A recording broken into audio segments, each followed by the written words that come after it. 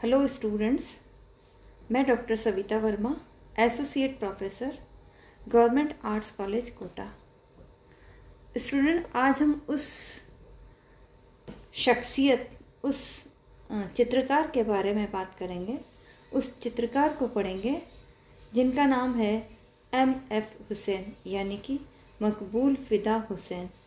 शायद हर बच्चा, हर स्टूडेंट्स हुसैन साहब को जानता है, हुसैन साहब के कृतियों को जानता है। घोड़ों के चित्रकार के रूप में प्रख्यात हुसैन साहब ने माधुरी दीक्षित की भी बहुत सारी पेंटिंग बनाई, सरस्वती जी की पेंटिंग्स बनाई है। पिक्चरों के होर्डिंग बनाने से शुरुआत करते हुए M.F. हुसैन ने आज आसमान की बुलंदियों को छुआ है। स्टार्ट करते हैं। M.F. हुसैन, जीवन परिचय। हुसैन का जन्म 17 सितंबर 1915 को महाराष्ट्र के पंढरपुर नामक गांव में हुआ। इंदौर के कला विद्यालय में इन्होंने N.S. बेंद्रे के साथ कला का अध्ययन किया। उसके बाद ये मुंबई आए। यहाँ इन्होंने सिनेमा के होर्डिंग बनाने का काम किया। हुसैन का जीवन बहुत उतार चढ़ाव वाला रहा और वह हमेशा यायावरी जिंदगी बसर करते रहे। इंदौर के दिनों में साइकिल लेकर निकल पड़ते, जिसके कैरियर पर वे कुछ कैनवास लाद लेते थे। लालटेन और छाता भी लिए इधर उधर घूमते और पेंटिंग और रेखांकन करते।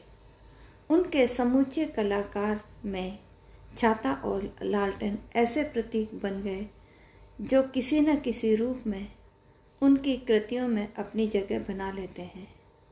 वे घुमंतू रहे और भारत की प्राकृतिक छटा भी उन्हें सम्मोहित करती, जिसे अपनी कृतियों में भी वे उतारते रहे।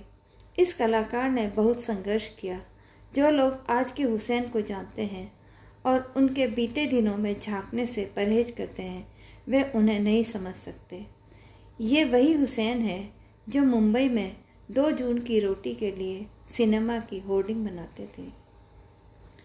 स्वयं हुसैन बेबाकी से कहते हैं कि कैसे एक समय उन्होंने सेंट्रल मुंबई की एक चौल बदरबाग, जहाँ वे कई वर्षों तक रहे, के सामने फुटपाथ पर चिलचिलाती धूप में महज 4 आना प्रति वर्ग फुट की दर से 40 फीट लंबी पेंटिंग बनाई थी। होर्डिंग बनाने की यह यात्रा बच्चों के खिलौने और फर्नीचर पेंट करने तक पहुंची। इस काम से वह महीने में 3 रुपये तक कमाते। वे स्वयं कहते,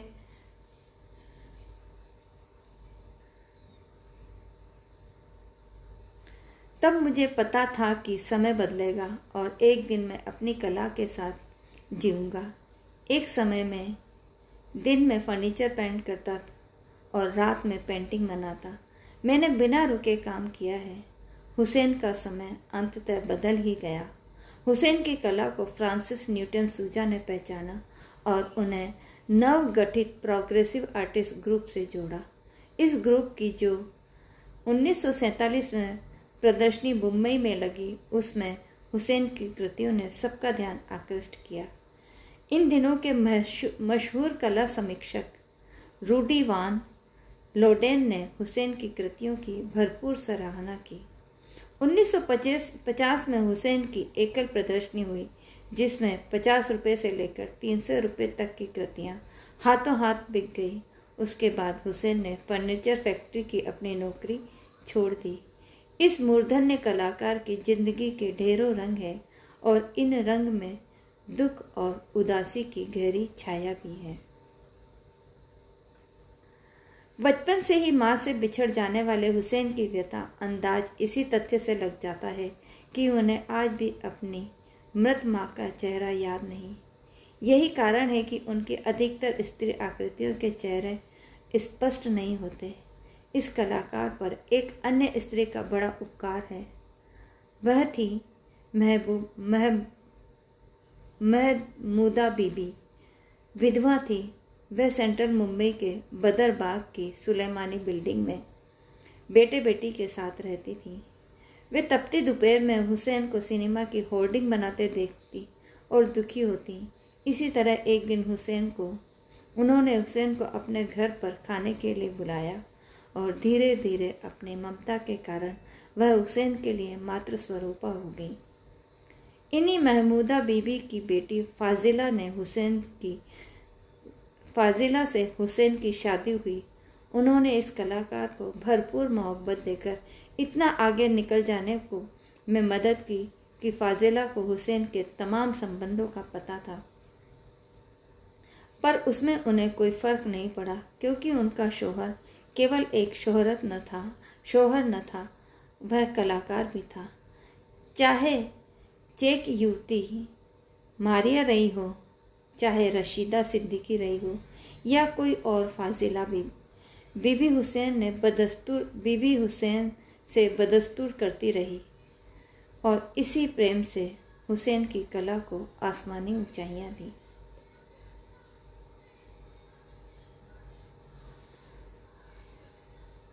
प्रोग्रेसिव आर्टिस्ट ग्रुप के एक कलाकार के रूप में हुसैन अपनी साथी कलाकार से इस मायने में अलग रहे कि उन्हें भारत के और यहाँ के लोगों से अपार प्रेम था। वे अपनी कला की जड़ें भारत में ही खोजते रहे। पश्चिम कभी भी उनका वैसा आश्रय न रहा जैसा अन्य प्रतिष्ठित भारतीय कलाकारों के लिए रहा। इस कलाकार ने एलोरा, खजुराहो की मूर्तियाँ, देव प्रतिमाओं, पहाड़ी लघु चित्रों तथा भारतीय लोक कलाओं में अपनी कला के स्रोत खोजे और भारत के जनजीवन की बदहाल छवियों को उकेरा। वे कहते हैं, हालांकि मैंने सूजा से यूरोपियन कला को जाना समझा, लेकिन मुझे एहसास हुआ कि आधुनिक बनने के लिए यूरोपीय कलाकारों की तरह सोचने या पेंट करने की ज़रूरत नहीं है। इस दौर के तमाम वादों विचारधाराओं से जूझते रहने के बावजूद अपनी कला में सबसे अछूते रहे। हुसैन ने 1955-56 में 2 ऐसी कृतियां बनाई जो पूरी भारतीय कला की दुनिया में उपलब्धि सिद्ध हुई। यह कृतियां थीं जमीन और between the spider and lamp. Lalit कला अकादमी की 1955 में आयोजित पहली राष्ट्रीय कला प्रदर्शनी में जमीन पर उन्हें पहला राष्ट्रीय सम्मान मिला। यह कृति उस जमाने के मशहूर फिल्म निर्देशक विमल राय की प्रसिद्ध फिल्म दो बीघा जमीन से प्रेरित थी, लेकिन जहाँ फिल्म में ग्रामीण जीवन की गरीबी और बदहाली चित्रित थी, वहीं हुसैन की जमीन में भारतीय ग्राम्य जीवन की उत्सवधर्मिता अंकित थी। दरिद्री में भारतीय उत्सवधर्मिता देखने वाले हुसैन कहते भी हैं, मूलतः मेरी चिंता के विषय मानव है, आकृति और जीवन के रहस्य। मेरे चित्र जीवन के उत्सव के प्रतीक। उनकी इसी के आसपास आई कृति between the spider and the lamp भारतीय मूर्ति कला से प्रेरित अद्भुत कृति मानी गई है, जिसमें 5 महिलाओं को उकेरा गया है। कृति में शीर्ष पर एक लैंप जल रहा है और टूटे हुए शब्द अंकित थे, मानो उनकी लिपि स्पष्ट नहीं। एक महिला का हाथ जैसे एक ही मुद्रा में स्थिर है और जिसमें एक धागे से एक मकड़ी लटक रही है। कुछ आलोचकों ने इन 5 स्त्रियों को पंचकन्या अहिल्या, कुंती, द्रौपदी, तारा, मंदोदरी बताया। इन पंचकन्याओं को विवाहित होने के बावजूद हिंदू धर्मशास्त्र अक्षत मानता आया। इस अद्भुत कृति की कीमत उस दौर में 800 रुपये से अधिक नहीं मिली। हुसैन इससे निराश हुए हों ऐसा नहीं है, पर उससे उन्हें सबक यह मिला कि देसी जड़ों में ही उन्हें अपनी कला का उत्सव नजर आया और इसी जमीन पर वे आगे बढ़ते गए। यह आश्चर्यजनक तथ्य है कि भारतीय कला में राजा रवि वर्मा के बनाए कैलेंडर आर्ट में भारतीय मिथकों की पुनर्रचना के बाद अकेले हुसैन ऐसे हुए जिन्होंने रामायण महाभारत की कथा की पूरी श्रृंखला बनाई। समाजवादी नेता डॉक्टर राम मनोहर लोहिया की प्रेरणा से रामायण और महाभारत की चित्र श्रृंखलाएं बनाकर हुसैन ने आगे भी दुर्गा, सरस्वती आदि देवियों की कृतियां बनाई, जिन पर दुर्भाग्य से विवाद भी हुए। हुसैन पर विवाद करने वाले वे लोग हैं जो नहीं जानते कि कला क्या है और उन्हें यह भी नहीं मालूम कि अकेले हुसैन ने कला में हिंदू महाकाव्यों की अमरता देने का भागीरथ कार्य किया है। हुसैन का कला जगत में योगदान। कला जगत। हुसैन द्वारा निर्मित रामायण और महाभारत श्रृंखला की कृतियां हैंडमेड कागज पर स्याही से निर्मित हैं, जो अपनी विलक्षणता से सबको चकित करती हैं। कृतियों की रेखाएं जादुई प्रभाव छोड़ती हैं और उसकी रूपाकार कथाओं के गहरे निष्कर्ष में ले जाती है। इन कृतियों में हुसैन ने भारतीय जन में बसी आस्था को विन्यस्त करते हुए लोक तत्वों को समाहित किया है और उससे अन्यतम भाव संसार रचा है। इन श्रृंखलाओं में कलाकार ने दृश्यता में काव्यात्मक आयामों को सुरक्षित रखने में सफलता पाई है।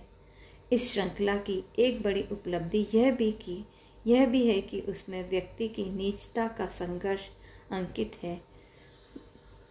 राम, लक्ष्मण, हनुमान, सीता, भरत, रावण और कृष्ण, अर्जुन, युधिष्ठिर, भीम, द्रोणाचार्य, कर्ण, भीष्म, विदुर, कुंती, धृतराष्ट्र जैसे चरित्र हुसैन की कला में नया अर्थ पाते हैं।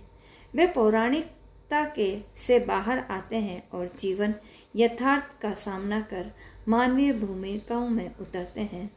वैसे तो यहाँ उन्होंने प्रतीकात्मक उपस्थिति होती है, पर वे हिंदी फिल्मों या राजा रवि वर्मा के चित्रों की तरह अति मानवीय नहीं होते। वे अपनी वैश्विक पहचान तो रखते हैं, पर लोक जीवन की ही युक्तियों से ही जीते और व्यवहार करते हैं। इन श्रृंखलाओं और शेष कृतियों में भी उनकी कृतियाँ कहीं गुम सी दिखती हैं। उनके चेहरे नहीं हैं, पर उनमें करुणा और ममता है। यह एक तरह से भारतीय स्त्री की वास्तविक स्थिति का चित्रांकन है, एक गंभीर टिप्पणी भी है। अस्तित्वहीन खामोश भारतीय स्त्री की दशा पर एक कलाकार की संवेदित करने वाली टिप्पणी। इस अपूर्व कलाकार हुसैन की तुलिका से अब तक लगभग 25,000 से भी अधिक कैनवास रंग चुके हैं। इन हजारों कृतियों में ऐसी अनेक कृतियां शामिल हैं जो आधुनिक और समकालीन भारत का मिजाज तय करती हैं, उनके रंग और व्याकरण को सूचित करती हैं। आज दुनिया भर में अपनी कला के लिए विख्यात हो चुके हुसैन की कला मूलतः आकृति मूलक है, जिसके बारे में वे कहते हैं, अपने इर्द गिर्द करोड़ों लोगों के लिए होते हुए भी मैं अमूर्त चित्र कैसे बना सकता हूँ। आखिर क्या खास है इस कलाकार में, जिसकी ख्याति के आगे बहुत से स्वनाम धन्य छोटे नजर आते हैं। खास यह है कि वे मूलतः भारतीय जन और उसकी आस्था के कलाकार हैं। उसके सपनों, संघर्षों और विश्वास के साथ साथ हुसैन ने उसकी बेपनाह मुसीबतों को भी अंकित किया है।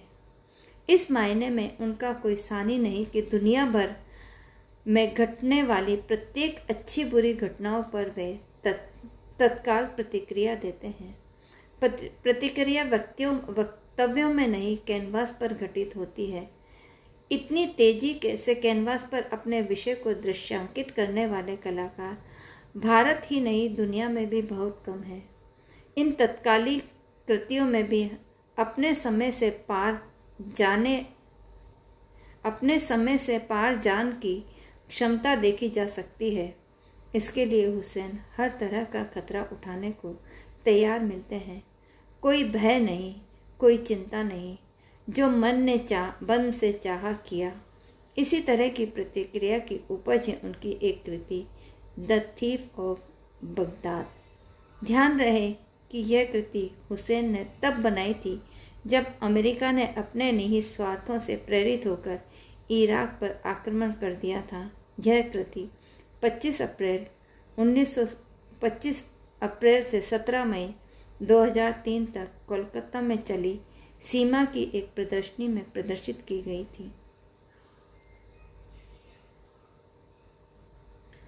हुसैन की आकृति मूलक फ्रांसीसी प्रभाववाद और घनवाद के साथ साथ एक समय में गहरी लोकाश्रितता तथा भारतीय मिथकीयता से प्रेरित रही है, पर बाद में वह लयात्मक रेखाओं से विस्मत हुई और गीतात्मक अमूर्तता भी उसमें आ जुड़ी। इस कला में प्रकृति का संपूर्ण साक्षात्कार है, जो अतरंग रूपकात्मकता की गहरी युक्ति भी है। उसने हुसैन की कला भावांतरण और रंग संयोजन की दुर्लभ उदाहरण है, जो अन्यत्र पाना सर्वथा मुश्किल है।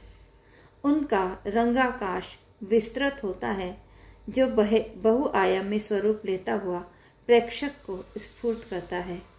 कुछ आलोचकों ने उनकी कृतियों में नृत्य संरचना भी देखी है, तो कुछ ने प्रदर्शनकारी कलाओं की बहुआयामिता भी।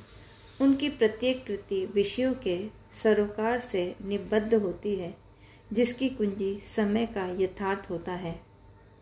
उन्होंने वैश्विक समग्रता को एक शक्ल देने की अथक चेष्टा की है, जिसमें आप सतह से उठती हुई कोई ऐसी छवि देख सकते हैं जो कहीं गहरे आपके मन मस्तिष्क में कूदती है।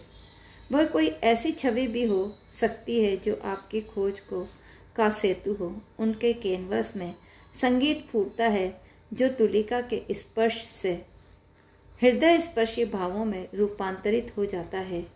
हुसैन ने भारतीय जनता के जीवन में गहराई से उतरकर उनका जो अंतरंग पर्यवेक्षण किया है, उसी का परिणाम है कि हुसैन की कला बहुत बार दूसरी कलाओं की संप्रेषण विधि लेकर प्रेक्षक को अनुभूति में गहरे उतरती जाती है। हुसैन की कला का नायाब पक्ष यह है कि उनकी कृतियाँ अभिव्यक्तिपरक होती है, जो सुडौल आकृतियों में फूटती है। अपने समय और समाज से गहरा सरोकार रखती उनकी कला एक साथ कई परंपराओं में आवाजाही करती है, पर इन आवाजाहियों के बाद भी हुसैन अपनी निजी छाप देते नजर आते हैं। जैसा कि मैंने पहले ही बताया था, हुसैन के घोड़े बहुत विख्यात हैं और हुसैन घोड़ों के चित्रकार के नाम से ही जाने जाते हैं। हुसैन के बनाए घोड़े दुनिया भर में विख्यात हैं। शक्ति के रूपक के तौर पर चित्रित घोड़े अपनी लयात्मकता, रेखाओं की गतिमयता और हल्के कत्थई रंगों से अंकित एक तरह से हुसैन की पहचान और उनकी बेपनाह शक्ति का भी प्रतीक बने।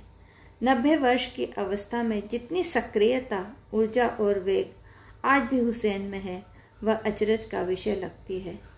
हुसैन ने अनेक फिल्में भी बनाई और माधुरी तब्बू जैसी अभिनेत्रियों को लेकर विवादास्पद भी हुए। 1967 में अपनी पहली film through the eyes of a painter पर बर्लिन फिल्म समारोह में गोल्डन बियर सम्मान पाने वाले हुसैन ने माधुरी दीक्षित को लेकर गजगामिनी फिल्म बनाई। उसके बाद मीनाक्षी 3 शहरों की कहानी फिल्म बनाई। अपने कारनामों से विवाद में रहने वाले हुसैन ने आपातकाल के दिनों में श्रीमती इंदिरा गांधी को दुर्गा कहा था और उन्हें दुर्गा के रूप में चित्रित भी किया था, जिसके कारण उन्हें आलोचना का शिकार होना पड़ा। उनका सनकीपन बहुधा लोगों को हैरत में डालता है, जिसका एक उदाहरण हम आपके हैं कौन फिल्म को 65 बार देखना शामिल है। माधुरी दीक्षित जैसी व्यावसायिक अभिनेत्री पर हुसैन जैसे कलाकार का इस तरह मुग्ध होना कई बार अचरज में डालता है और कई बार भ्रम में, पर हुसैन जो हुसैन ही है, नायाब और सबसे जुदा मकबूल फ़िज़ा हुसैन की पहली एकल प्रदर्शनी मुंबई में 1925 में लगी। उसके बाद 1926 में प्रयाग और म्यूरिख में लगी। 1971 में साओ पाओलो कला द्विवार्षिक में उनकी कला को बेहद सराहा गया। उनकी अन्य महत्वपूर्ण अंतर्राष्ट्रीय कला भागीदारी में लंदन 1982, भारत महोत्सव, भारतीय आधुनिक कला प्रदर्शनी वाशिंगटन तथा जनेवा की प्रदर्शनी 1987 शामिल हैं। उनकी सैकड़ों एकल प्रदर्शनी हो चुकी हैं तथा अनेक समूह प्रदर्शनी भी देश और विदेश में हिस्सेदारी रही है।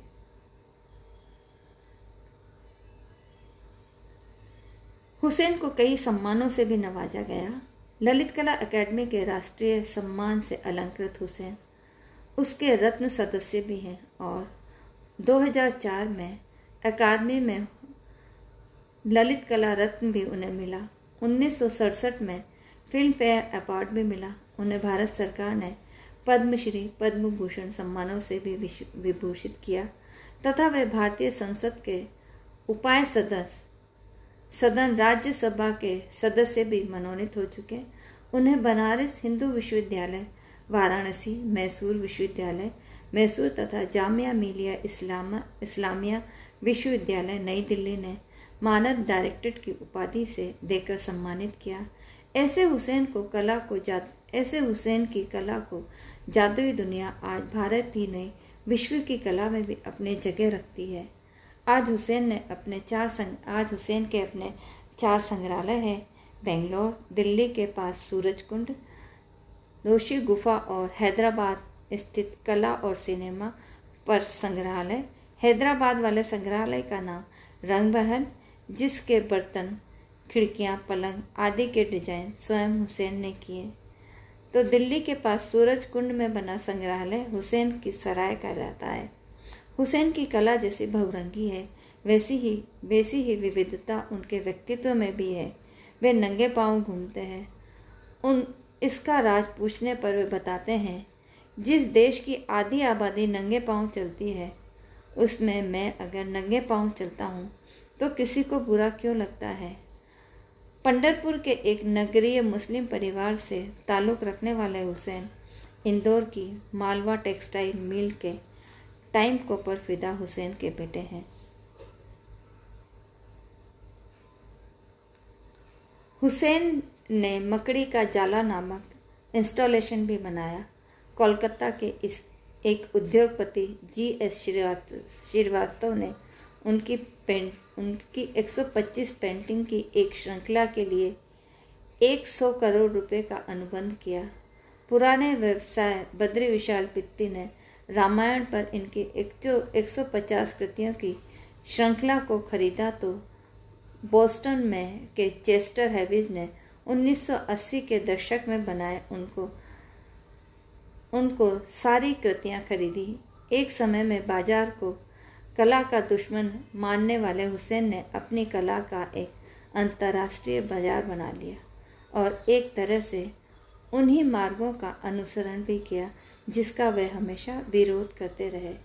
यह उनका अंतर्विरोध हो या उनके जीवन का विरोधाभास, पर बहुधा उनके जैसे कलाकार को इस तरह अपने मूल्यों से समझौता करते हुए देखकर लोग चकित होते हैं। उन्हें दुख भी होता है, पर हुसैन तो हुसैन है, इससे उन्हें कोई फर्क नहीं पड़ता। हुसैन के कलाकार व्यक्ति का एक और वैशिष्ट्य यह है कि वे अपने वक्तव्यों में बेबाक हैं। कला और जीवन के शाश्वत प्रश्नों पर बहुत बार वे ऐसी टिप्पणियां देते हैं जो कला के सिद्धांतों में नहीं मिलती। वे कहते हैं, आप बाजार के तौर तरीकों से बच नहीं सकते। किसी भी पेंटिंग का मूल्य खरीदार की आंखों में तय होता है। बाजार की नीतियां आज के जीवन को जब नियंत्रित कर रही हैं तो कला की क्या बिसात उनकी उपेक्षा करें। पर इतना तो कलाकार ही कर सकता है कि वह बाजार की मांग के अनुरूप कला को सृजित न करे, वह उसकी आंतरिकता की रक्षा करे। एक अन्य स्थल पर वे अपनी कला को पूरब और पश्चिम की कला के सेतु कहते हैं। कला के बीच का सेतु कहते हैं। मुझे पश्चिमी तकनीक और पूर्वी विचार के बीच पुल बनाना ही होगा। मेरा लक्ष्य है बेशक मूल्यों और मानवता के शाश्वत मूल्यों को प्रदर्शित करना। हुसैन कला में निरंतरता को महत्व देते हैं और यह भी मानते हैं कि उसकी पक्षधरता बदलती रहती है। अपनी कला में कोई पक्ष लेना नहीं चाहता। आदमी हर समय बदलता रहता है। जाहिर है जब आदमी बदलेगा तो कला के मान भी बदलेंगे और उसकी पक्षधरता पर भी असर पड़ेगा। हुसैन एक कलाकार के रूप में अपनी कला में जितने स्पष्ट हैं उतने ही अपने विचारों में बेबाक। The horse dead and red, second act, blue night, Rajasthani drawing with tiger जैसी कृतियों के सर्जक हुसैन बड़ी बेबाकी से कहते हैं।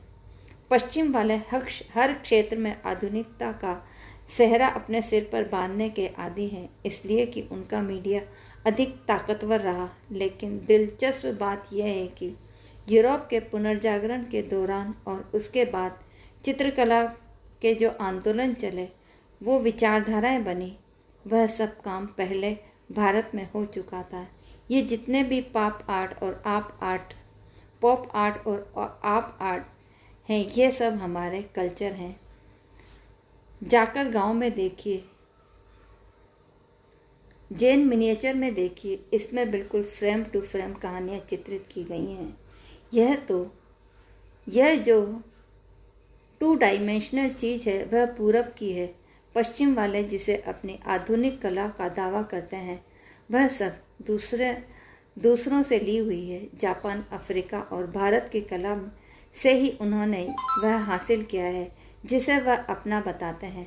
विश्व प्रसिद्ध चित्रकार और मूर्तिकार माइकल एंजेलो और अन्य सब जब मूर्तियों में अपना सर्वश्रेष्ठ काम कर रहे थे, तब उससे कहीं बहुत पहले भारत में विश्व प्रसिद्ध नटराज की मूर्ति अस्तित्व में आ चुकी थी।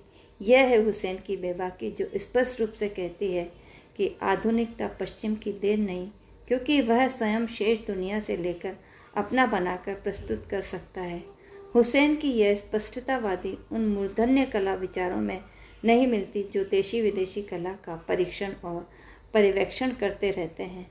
उनका हर वक्तव्य सिद्धांत लिए होता है जो आशंका और संदेह में लिपटा होता है। हुसैन स्पष्ट कहते हैं कि वह ऐसा सोचते हैं, यह कम महत्वपूर्ण बात नहीं है। हुसैन ने समकालीन कला को नया अर्थ देते हुए the portrait of the 20th century नामक कृति 1993 में बनाई, जो पिछले दशक से भारत में दिख रही है। इसके रूपकों को देखकर लोग हैरान हो गए थे, क्योंकि उसमें हर वह प्रतीक दिखता था जिसने भारत को बदला या प्रभावित किया। Women with parrot of Fortune bird में भी वे यहाँ के संघर्ष को व्यक्त करते हैं। उनके कलाकार की यह सबसे बड़ी खूबी है कि वे अपने अतीत को हर क्षण याद रखते हैं। यही कारण है कि अपनी कृतियों में भी वह होते हैं, इसी तरह होते हैं जिस तरह उन्होंने अपने को जिया है और जी रहे हैं। इस जीवन में भारतीय जन है, उसके संघर्षों की भूमि रहे हैं। इस यात्रा में भारत का इतिहास भी है, तो वर्तमान भी, भविष्य का दर्शन भी। उनकी कृतियाँ उसके सपने हैं, उसकी आकांक्षा है, वह तड़प भी है जो नाउमीदी में भी है, जिसे वह अब नए सिरे से अपनी प्रतिभा और कल्पनाशीलता में विनस्त करते हुए संभव कर रहे हैं। 90 वर्ष की उम्र में 70 वर्षों की अनवरत सक्रियता के बाद कोई व्यक्ति अपनी स्मृति क्षमता, प्रतिभा और अध्यय व्यवसाय में इतना सक्षम हो सकता है, यह अनहोनी घटना सी लगती है।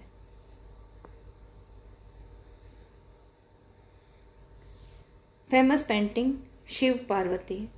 वैसे तो हुसैन ने हजारों की संख्या में पेंटिंग बनाई है, लेकिन कुछ कृतियां मैं आप लोगों के समक्ष रख रही हूँ।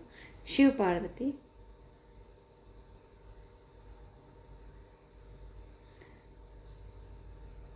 3 डायनामिस्टिक 2008 से 2011 के बीच में बनाई।